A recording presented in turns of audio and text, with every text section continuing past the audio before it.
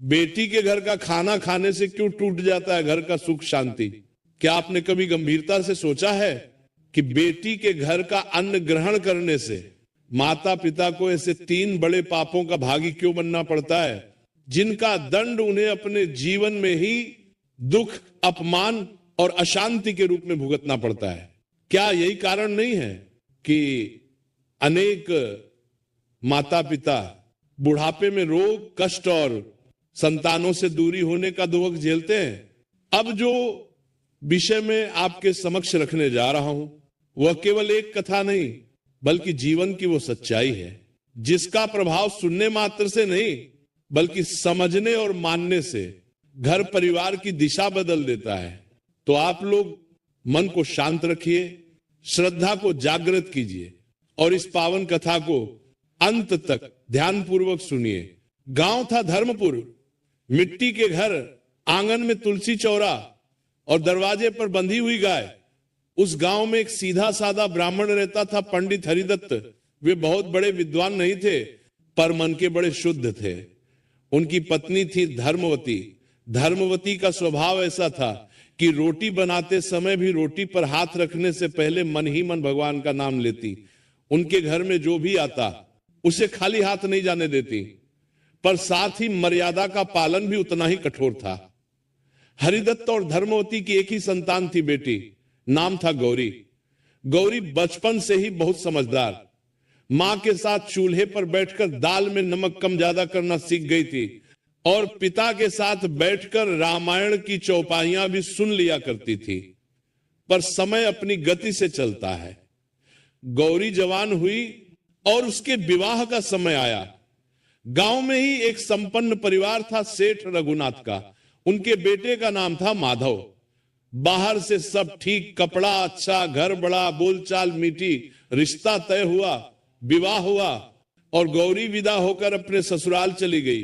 विदाई के दिन धर्मवती ने बेटी के माथे पर हाथ रखकर बस इतना कहा, बिटिया, ससुराल में सुख हो तो भी अहंकार मत करना, दुख हो तो भी घर की चौखट को दोष मत देना, और एक बात, अपने पिता का मान रखना पर अपने पिता को कभी अपनी रसोई का छड़ी मत बनाना। गौरी ने मां की बात सुनी पर उसका अर्थ पूरी तरह नहीं समझ पाई।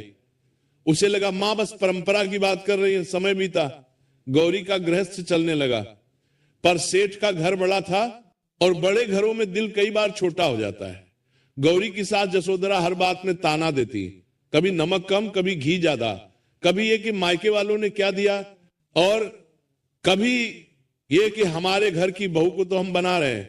माधव स्वभाव से बुरा नहीं था, लेकिन बाजार और बही खाते में इतना उलझा रहता कि घर की आग की लपटें उसे दिखती ही नहीं थी।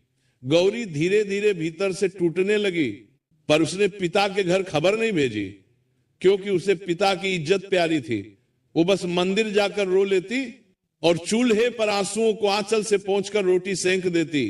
इधर धर्मपुर में पंडित हरिदत्त की हालत बदलने लगी। खेती ठीक नहीं हुई, घर में बचत कम थी, ऊपर से हरिदत्त की कमर में दर्द रहने लगा। धर्मवती ने अपने गहने गिरवी रखे, फिर भी घर का खर्च किसी तरह चल रहा था। मां बाप के चेहरे पर चिंता थी, पर वो चिंता भी बेटी तक नहीं पहुंचने देते थे। एक दिन गांव में कथा प्रवचन हुआ।